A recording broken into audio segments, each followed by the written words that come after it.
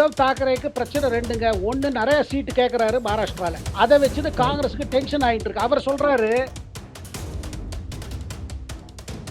ராகுல் காந்தி சார் இப்ப இத யாத்ரா கிளம்பிட்டார். எல்லாரோடையும் போட்டோ எடுத்துக்கிறாரு. அவருக்கு இது சந்தோஷமா இருக்குது. ஆனா கட்சிக்குள்ள இன்னும் பல விஷயங்கள்லாம் இன்னும் முடியல.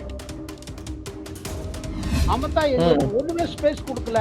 அவர் சொல்றது மேற்கு வங்காளத்துல பஞ்சாயத்து தேர்தல் போது எங்களை எத்தனை பேர் அடிச்சு கொண்டாங்க, எங்க கேண்டிடேட்ஸ் நாமினேஷன் கூட ஃபைல் பண்ண விடல.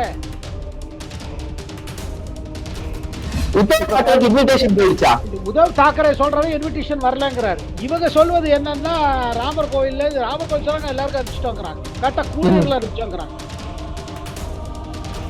பிஜேபி மேற்கு வங்காளத்துல பல இடங்கள்ல ஜெயிண்ட் ஸ்கிரீன் போட்டு, எல்சிடி ஸ்கிரீன் போட்டு, எல்இடி ஸ்கிரீன் போட்டு ராமர் கோயில காமிக்க போறாங்க.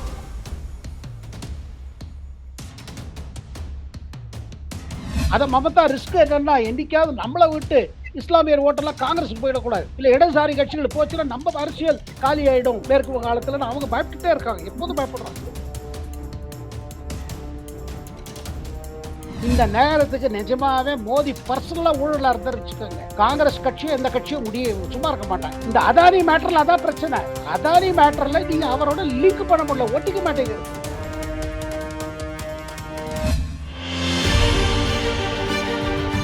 பிளாக் அண்ட் ஒயிட் தமிழர்களுக்கு வணக்கம். அரசியல் சூத்திரம் நிகழ்ச்சிக்கு உங்களை வரவேற்க நம்முடைய சிறப்பு விருந்தினர் மூத்த பத்திரிகையாளர் சேகர் ஐயர் இருந்திருக்கிறாங்க. வணக்கம் சார். வணக்கம் கோபாலகிருஷ்ணன். வணக்கம். இந்த இடத்துல சிவசேனாவுடைய நிலைப்பாடு என்ன இருக்கு? ஏற்கனவே அவன் ஐஎன்டிஏ கூட்டணியில கலந்துக்கல. யாரு சொல்றீங்க? உத்தவ் தாக்கரே. அவர் பாருங்க, உத்தவ் தாக்கரேக்கு பிரச்சனை ரெண்டுங்க. ஒண்ணு நிறைய சீட்டு கேட்கிறாரு மகாராஷ்டிரால. அதை வச்சுட்டு காங்கிரஸுக்கு டென்ஷன் ஆயிட்டு இருக்காங்க. ஏன்னா பிரதமர் தரப்புல இருந்து பிஜேபி தரப்புல இருந்து இப்ப என்ன பண்றாங்க பாத்தீங்கன்னா, அவங்களோட விஷயம் வேற பாருங்க. நான் சொன்னேன்ல, இப்போதைக்கு அரசியல் பேச மாட்டாங்க. இதெல்லாம் முடிந்த பிறகு பாராளுமன்ற எலெக்ஷன் 10 தேதி வாக்குல டேட் அனௌன்ஸ் ஆகுங்க. மார்ச் 10 தேதி வாக்குல நம்ம எல்லா வியூவர்ஸ்க்கும் சொல்லலாம். பாராளுமன்ற தேதி டேட் வந்து உங்களுக்கு மார்ச் 10 தேதி வாக்குல வந்துரும். எலெக்ஷன் பாத்தீங்கன்னா ஏப்ரல் மாதம் 3வது வாரத்திலேருந்து ஆரம்பிச்சு மே 10 தேதி இல்ல 15 தேதிக்குள்ள முடிஞ்சிடும். ரிசல்ட் வரும் மே 20 தேதி வாக்குல. 20, 22, 23 அந்த மாதிரி. இதுதான் ஒரு ஃபார்முலால ஒர்க் பண்றாங்க எலெக்ஷன் கமிஷன். கிட்டத்தட்ட பாத்தீங்கன்னா 2019 அதே மாதிரி இருந்தது. இப்ப தேதிகள்லாம் வந்துட்டு இருக்கு. நம்ம சார் ராகுல் காந்தி சார் இப்ப இத யாத்ரா கிளம்பிட்டாரு. நேத்திக்கு நாகாலாந்து, இன்னைக்கு நாகாலாந்துல இருக்காரு. எல்லாரோடையும் போட்டோ எடுத்துக்கிறாரு. அவருக்கு இது சந்தோஷமா இருக்குது. ஆனா கட்சிக்குள்ள இன்னும் பல விஷயங்கள்லாம் இன்னும் முடியல. கேண்டிடேட் 100 தொகுதிகளை நான் கவர் பண்ண போறேன், ஸ்ட்ராங்கா அந்த 100 தொகுதியில எனக்கு வெற்றி வாய்ப்பை கொடுக்கும் அப்படிங்கிற எண்ணத்துல அவர் போறாரு. அது சரிங்க. பட் இல்ல, அந்த 100 தொகுதிகள்ல எத்தனை காங்கிரஸ் போட்டியிட போகுது? இட ஒதுக்கீடு இன்னும் செட்டில் ஆகலீங்க பாத்தீங்களா? செட்டில் ஆகாம அவர் கிளம்பிட்டாரு. கிளம்பிட்டு இப்ப என்ன ஆகுது பாருங்க கோபாலகிருஷ்ணன். மாயாவதிக்கு ஒரு கோபம் வந்துருச்சு.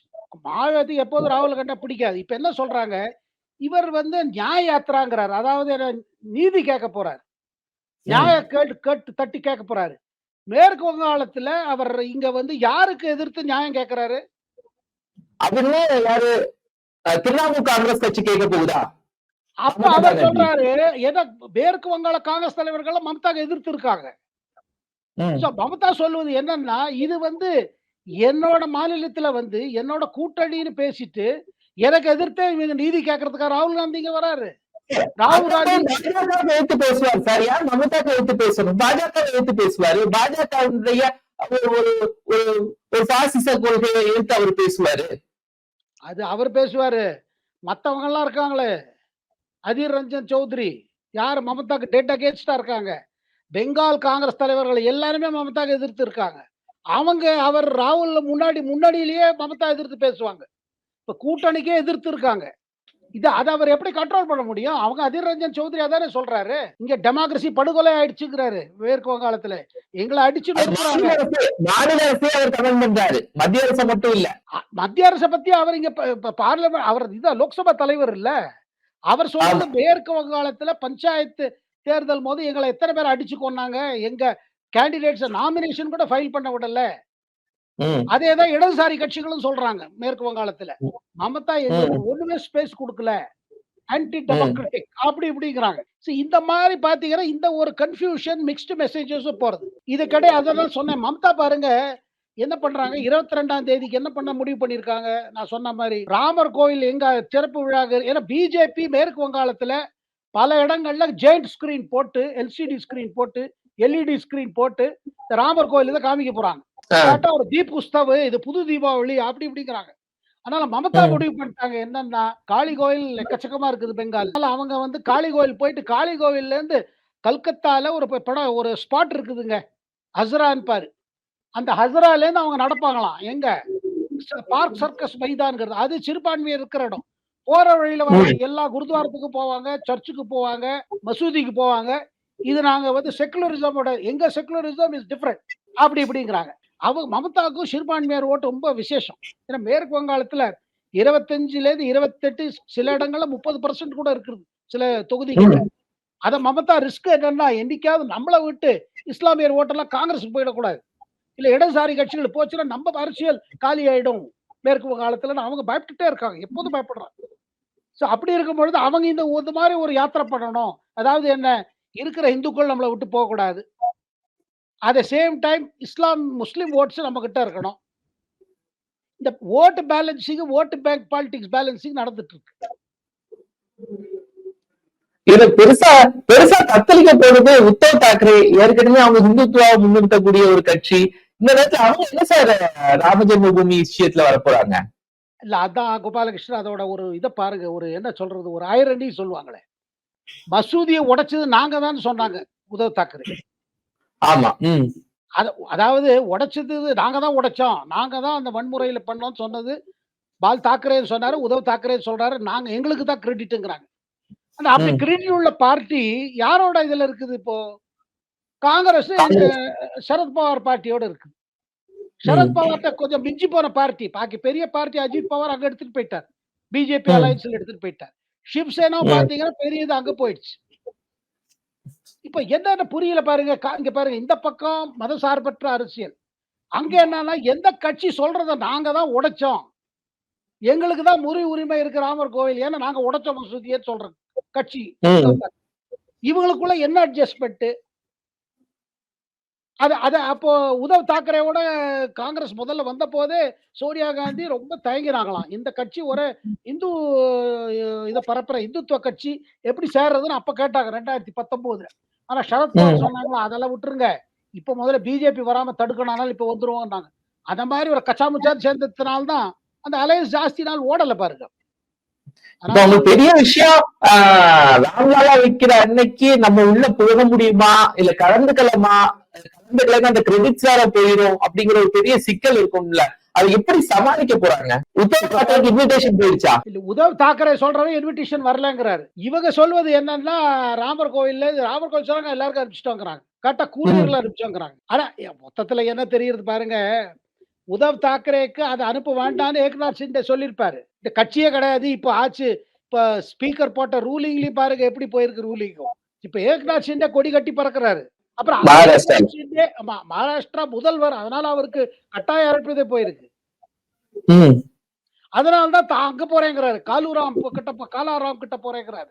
நாசிக்கு போய் அங்க பண்ண போறேங்கிறாரு. சார் இப்போ இந்த நேரத்துல நிதிஷ்குமார் கொஞ்சம் பேக் அடிச்சாரு. தலைவரா மல்லிகார்ஜுன கார்கே முடிவு பண்ணிட்டாங்களா சார்? அது பாருங்க முதல்ல என்ன பேச்சு இருந்ததுன்னா ஒரு கன்வீனர் தேவைன்னாங்க. அப்ப கன்வீனர் பதவிக்கு இவர் ரொம்ப ஆசைப்பட்டு இருந்தார் நிதிஷ்குமார். அப்ப என்ன சொன்னாரு? நான் தான் எல்லாம் முயற்சி பண்ணேன். எல்லா எதிர்கட்சி தலைவர்கள்லாம் ஒன்னா கொண்டு வந்தேன் எல்லாம் சொன்னாரு. ஆனா அவங்கள கன்வீனரை போடுறதுல எதிர்ப்பு தெரிச்சதுல மம்தா பானர்ஜி ஒருத்தர். 2வது அகிலேஷுக்கு அவ்வளவு இது கிடையாது. 3வது கேட்டீங்கன்னா கூட இருந்தே குழி பறிக்கிற கேஸ்ல லாலு வர்றாரு. லாலுக்கு அவ்வளவு இஷ்டம் கிடையாது. நிதிஷ் எல்லாம் கன்வீனர் முதல்ல போடாதேன்னு காங்கிரஸ். வேண்டாம் இப்படியே ஓடலாம்னு காங்கிரஸே பாத்துக்கிட்டார். அதுல அவருக்கு நிதிஷ்குமாருக்கு ரொம்ப கடு கசப்பு. இவ்வளவு பண்ணிட்டு காங்கிரஸ் நம்மள யூஸ் படுத்திச்சு. நமக்கு ஒண்ணு ரெகக்னிஷன் கொடுக்கல அப்படின்னு ஒரு கம்ப்ளைண்ட். அவங்களை சமாதானம் பண்றதுக்கு காங்கிரஸ்ல சரி அவர் கன்வீனர் ஆகட்டும். கடைசி மீட்டிங் இருந்து பாத்தீங்களா? இந்த கன்வீனர்ஷிப் தடுக்கிறதுக்கு தான் மமதா சொன்னாங்க. என்ன கர்கே நீங்களே சேர்மன் ஆயிடுங்க. அது அர்த்தம் என்ன? இல்ல சேர்மன் இல்ல நீங்க பிரதமர் கேண்டிடேட் ஆயிடுங்க. அது சோனியா இல்ல. இப்ப கர்கே நம்ம பிஎம் கேண்டிடேட் பண்ணிட்டா நாளைக்கு வேற ஏதாவது சிச்சுவேஷன் வந்து ராகுல் காந்திக்கு ஒரு சான்ஸ் அஃபெக்ட் ஆகக்கூடாது இல்ல. அதனால சொல்லிட்டாங்க. சொன்ன பிறகு அடுத்து சேர்மன் ஆக்கலாம். இப்ப சேர்மன் ஆக்கலானே. ஆனா நிதிஷ்குமார் ரொம்ப சல்க் பண்ண ஆரம்பிச்சாரு. மீட்டிங் கலந்துக்கல, ஏதாவது பேசினாரு. அப்புறம் ஒரே புரளி கிளம்பிச்சு. இவர் திருப்பி ஏதாவது மாறிடுவாரு. ஏன்னா அவர் டப்பு டப்புன்னு மாறிட்டே இருப்பாரு. பல்டி அடிச்சுட்டே இருப்பாரு. அதனால தான் லாலுவே அவர ஒரு தடவ சொன்னாரு. அவர் பல்டு மாஸ்டர்ன்னு. வடமொழியில பல்டு மாஸ்டர்னா இந்த பல்டி மாஸ்டர்ன்னு அர்த்தம். அப்படின்னு நிதிஷ்குமார் பத்தி சொல்லியிருக்காரு. ஏன்னா எத்தன தடவ லாலுவோட இருந்திருக்காரு, லாலு விட்டு வந்திருக்காரு. எத்தன தடவ பிஜேபியோட வந்திருக்காரு, பிஜேபி விட்டு வந்திருக்காரு. அதாவது பிஜேபி கிட்ட போனோம்னா லாலு ஊழல்ம்பாரு. போனோம்னா இது மதவாதி கட்சிம்பாரு பிஜேபி. நிதிஷ்குமார் இப்படியே மாறிட்டு இருப்பாரு. இப்ப கூட சந்தேகம் கிளம்பிச்சு இவர் மாறிடுவாரோன்னு. அதனால காங்கிரஸ்ல முடிவு பண்ணாங்க சரி பண்ணிடலான்னு. ஆனா ஒரு மீட்டிங் கூப்பிட்டாங்க. வர்ச்சுவல் மீட்டிங் ஜனவரி 14ஆம் தேதி ராகுல் காந்தி கலந்துட்டாரு. அதுல அந்த மீட்டிங்ல மமதா கலந்துக்கவே இல்ல. அகிலேஷ் யாதவும் வரல. உத்தவ் தாக்கரே அவரு என்ன பண்ணாரு, சஞ்சய் ரவுத் அனுப்பிச்சாரு. நீ கலந்துக்கங்கன்னு வர்ச்சுவல் மீட்டிங். சஞ்சய் ரவுத் கலந்துக்கல. நான் பிஸி ஆயிட்டேன் அப்படின்ட்டாரு. சோ மீட்டிங்ல இவர் பேர் இதனால நிதிஷ்குமாருக்கு இன்னும் கோவமாச்சு. இவங்க வேணும்ட்டே கலந்துக்கல. நம்ம பேர் டிஸ்கஸ் ஆக போறதுன்னு சொல்லி, அவர் என்ன சொல்ட்டாரு, அந்த மீட்டிங்ல கர்கே முன்னாடி சொன்னாரு, எனக்கு எந்த பதவி தேவையில்ல. நான் இந்த பதவி பின்னாடி போனதில்ல. அதாவது நிதிஷ் எப்படின்னா பாருங்க, எது அவருக்கு ரொம்ப ஆசையோ அத மறுத்துருவாரு. எது ரொம்ப ஆசை இருக்கோ மனசுக்குள்ள, வெளியில எனக்கு அது வேண்டவே வேண்டாம். அந்த ஆசை செலவு ஆக முடியுமா சார்? நிதிஷால முடியுமா? அந்த அளவுக்கு எம்பிஸ் இருக்காங்க. ஏன்னா பீகார்ல இருக்கக்கூடிய எம்பி சீட்டை காங்கிரஸுக்கும் கொடுக்கணும், லாலுக்கும் கொடுக்கணும், இவரும் போட்டியிடணும். இதுல இவங்க எவ்வளவு வெற்றி பெற போறாங்கிற ஒரு பெரிய சிக்கல் இருக்கு. இல்ல அது நிதிஷ்குமார் பாருங்க, அவர் தன் மேல முதல்ல இமேஜ் பில்டப் பண்ணாரு. பீகார மாத்தினதாகவும், அப்ப பிஜேபியோட இருந்த அரசு தான். ஒரு கோலிஷன் கவர்ன்மெண்ட் தான் இருந்தது. அவர் நினைச்சாரு இமேஜ மாத்தி ஏன்னா அவருக்கு ஒரு காஸ்ட் ஃபேக்டர் இருக்குது. என்னன்னா அவர் most backward Kurmi community. Kurmi community பீகார்ல இருக்குது, உத்தரப்பிரதேசத்துல இருக்குது, மத்திய பிரதேசத்துல கூட இருக்குது. பட் என்ன ஆச்சு பாருங்க, லாலுவோட திருப்பி சேர்ந்துட்டாரு பாருங்க. அப்புறம் முதல்ல 10 ஆண்டு கால சாதனை, அப்புறம் ஒரு 5 காலம் பண்ண, அப்புறம் போக அவருக்கு கவர்னன்ஸ்ல இன்ட்ரெஸ்ட் போயிடுச்சு. அரசியல்ல போயிட்டாரு. அப்புறம் காங்கிரஸ் 2013லயே அவரை ட்ராப் பண்ணாங்க. நம்ம சிதம்பரம் ஒரு தடவை நலந்தாக்கு போனாரு. அப்ப சிதம்பரம் நம்ம யுபிஏ முடியிற காலம்.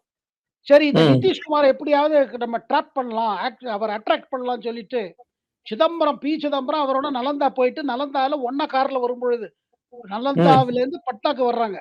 அதுல இவர் சிதம்பரம் சொல்றாரு, இங்க பாருங்க நீங்க பிஜேபி விட்டுருங்க, இந்த பக்கம் வந்துருங்க, உங்களை காங்கிரஸ் பிரதமர் ஆக்கிடும்னு அப்பவே அவருக்கு ஒரு சரியான ஒரு ஹல்வா கொடுத்தாங்க, திருநெல்வேலி ஹல்வா. அதுலயே அவர் மனசு அப்படியே இருக்குது. ஆனா அதனால தான் விட்டாரு. பிஜேபி விட்டுட்டு போனாரு. ஆனா லாலுவோட இது தாங்கல. லாலு குடும்பத்தினரோட டிமாண்ட் தாங்கல. சோ விட்டுட்டு திருப்பி பிஜேபிக்கு வந்தாரு.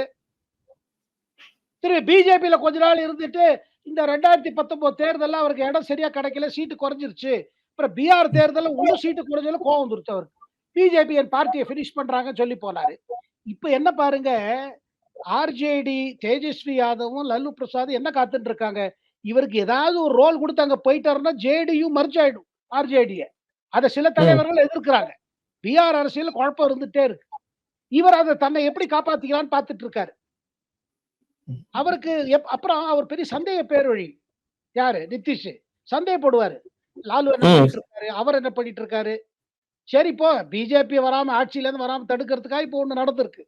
ஆனா போக பார்த்தா எங்கேயோ ஒரு இடத்துல மமதாக்கு நிதிஷ இஷ்டம் இல்ல அங்க கொண்டு வரதுக்கு. நிதிஷுக்கும் மமதாக்கும் புதுசு இல்லைங்க. அடல் பிஹாரி வாஜ்பாய் கவர்மெண்ட்ல நிதிஷ்குமார் இருந்தாங்க, மமதாவும் இருந்தாங்க. அப்ப ஒண்ணா இருக்கும்போதே கொஞ்சம் உரசல் உண்டு. எப்படி இருக்குது? சார் இப்போ இந்த இடத்துல மோடி சமீபத்துல என்னன்னா தூய்மை இந்தியால உள்ள கோவில்கள்ல தூய்மை ஒரு ப்ராஜெக்ட துவங்கினாங்க. மாப்லாம் போட்டு இதுல நாசிக்ல பண்ணாரு. எல்லாரும் பண்ணிக்கிட்டு இருக்காங்க. ஒரு விமர்சனம் வருகிறது, தூய்மையா இருக்கிற இடத்துலயே தூய்மை பண்ணிட்டு இருக்காங்க அப்படிங்கிற ஒரு விமர்சனம்லாம் அதிகமா இங்க பேசுறாங்க சார் தமிழ்நாட்டுல. அது கரெக்ட்டுங்க. ஆனா அதுல நீங்க பாக்குறது எங்க பாருங்க, ஒரு விஐபி வராரு வச்சுக்கோங்க. இப்ப நீங்க தமிழ்நாட்டுல ஸ்டாலினோ, உதயநிதி ஸ்டாலினோ பீச் கிளீனிங்னு ஒண்ணு ஆரம்பிச்சாங்கன்னா, அவங்க ஒரு செரமோனியலா ஒரு இடம் பண்ணுவாங்க. பாக்கி எல்லாம் மத்தவங்க அரேஞ்ச் பண்ணுவாங்க. இது எப்போதும் விஐபி இது. ஆனா பெரிய மெசேஜ் என்ன கேட்டீங்கன்னா பாருங்க, பிரதமர் இன்னைக்கு இல்ல. ஸ்வச் பாரத் கேம்பெயின் ஆரம்பிச்சதுல பாத்தீங்கன்னா, நம்ம சுற்றுப்புறம் கிளீனா இருக்கணும். அந்த அந்த கேம்பெயின் வரும்போது இதே சொன்னாங்க. பிரதமர் பெருக்கிற இடத்தையே பெருக்கினாரு. தொடச்சு வச்சிருந்த இடத்தையே தொடச்சாரு. அப்படி சொன்னாங்க. ஆனா மெசேஜ் என்னன்னா, ஒரு கிளீன்லினஸ் பரவணும். எல்லா இடமும் கிளீனா இருக்கணும். அந்த கான்ஷியஸ்னஸ் ஸ்ப்ரெட் பண்ணணுங்கிறது அது அந்த கேம்பெயின்ல பரவித்து. ஸ்கூல்ல, காலேஜ்ல, அகில இந்திய லெவல்ல பார்த்தீங்கன்னா, அது வந்தது. இப்ப என்ன சொல்லியிருக்காரு பிரதமரு, நம்ம ராமர் கோவில் திறப்பு விழா ஒட்டி, நம்பள இருக்கிற நம்ப கிராமத்து கோவிலா இருக்கட்டும், நம்ம ஊர்ல கோவிலா இருக்கட்டும், நம்ம லொக்காலிட்டில இருக்கிற கோவிலா இருக்கட்டும், அது தூய்மையா இருக்கணும். அது கோவில் இல்ல, எல்லா பப்ளிக் ஸ்பேஸும் கிளீனா இருக்கணும். இது ஒரு ஒரு ஒரு இது குடுத்தாரு, ஒரு கால். அதனால பார்த்தீங்கன்னா, அமைச்சர்கள், நம்ப பிஜேபி தேசிய தலைவர் ஜே.பி. நட்டா, ஆனா அங்க கம்ப்ளைண்ட் இதுதான் வருது. ஏன்னா இவங்க வந்து ஒரு டோக்கனா பண்றாங்க. பார்க்கும்போது என்ன ஆகுது, அவங்களுக்கு ஆல்ரெடி கிளீன் பண்ணி வச்சிருக்காங்க. சில சமயம் என்ன சொல்றாங்க, கிளீனான இடத்துல கொஞ்சோண்டு குப்பைய கொண்டு வந்து போட்டு அத பெருக்குற மாரி காமிக்கிறாங்க. இது பாருங்க, இது தொண்டர்களும் அவங்கலாம் செய்யற விதம். ஆனா இல்ல இப்ப கூட சமீபத்துல மோடி சொன்னார், ஊழலுக்கு எதிராக போரிடுவதும் ஊழல் செய்வோர் மீது நடவடிக்கை எடுப்பதும் தான் மத்திய அரசுக்கு முன்னுரிமை. கடந்த 10 ஆண்டுகளில் வரிமுறையில் பல சீர்திருத்தம் செய்யப்பட்டிருக்கு அப்படின்னு மோடி சொல்றாரு. ஆனா இன்னொரு அமைப்பினுடைய இதுல தட் மீன்ஸ் சரியா சொல்லணும் அப்படின்னு சொன்னா ஆக்ஸ்பாம் அப்படின்னு ஒரு அமைப்பு அறிக்கையில 2020ஆம் ஆண்டிலிருந்து தற்போது வரை உலகில் 5 மிகப்பெரிய பணக்காரர்கள் தங்கள் செல்வத்தை 2 மடங்காக அதிகரித்திருக்கிறார்கள் அப்படின்னு சொல்றாங்க சார். என்ன இருந்தாலும் ஊழலுக்கு எதிர்த்து ஒரு கேம்பெயின் நடக்குது. பழி வாங்குற அரசியல்னு சொல்லலாம். நான் என்ன சொல்றேன் தெரியுமா கோபாலகிருஷ்ணன்? பழி வாங்குங்க. ஊழல் அப்படியாவது ஒழியுங்க. இங்க என்ன நடக்கிறது என்னன்னா அக்ரிமெண்ட். நீங்க 5 வருஷம் பண்றது பண்ணுங்க, எங்களுக்கும் கொஞ்சம் குடுங்க. அடுத்த 5 வருஷம் நாங்க பண்ணிக்கிறோம், அப்புறம் உங்களுக்கு கொஞ்சம் குடுக்குறோம். இந்த மாரி ரொட்டேஷனல் அக்ரிமெண்ட் ஆயிட்டு இருக்கு பல மாநிலம், இன்க்ளூடிங் மகாராஷ்டிரா.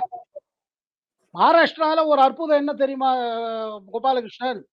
சொல்லுங்க சார். சரத்பவாரா இருக்கட்டும், நிதின் கட்கரியா இருக்கட்டும், உத்தவ் தாக்கரேயா இருக்கட்டும், அரசியல் பண்ணுவாங்க. ஆனா ஒருத்தர் ஹெல்ப் பண்ணுவாங்க. தங்க கொஞ்சம் அதிகமா பண்ணிப்பாங்க. மத்தவங்களுக்கு கொஞ்சம் கம்மியா பண்ணுவாங்க. இந்த அரசியலுக்கு முற்றுப்புள்ளி வச்சுட்டாரு பிரதமர். இன்னைக்கு மேற்கு வங்காளம் போங்க. மேற்கு வங்காளத்துல சாதாரண மனிதர்கள் கிட்ட, சாமானியர்ட்ட கேளுங்க. மமதா அரசுல என்ன ஊழல் நடக்குது? ரேஷன் கடை வச்சுன்னு ஊழல் நடக்குது. இங்க கோவிட் டயத்துல இங்கேருந்து ஏதாவது அரிசி, பருப்பு எல்லாம் ஃப்ரீயா குடுக்குறாங்க. அங்க என்னடான்னா அத குடுக்கவே இல்ல. அதுல மாட்டிட்டு இருக்காரு மந்திரிகள். வேலை வாங்கி தரேன்னு சொல்லிட்டு ஏமாத்திருக்காங்க.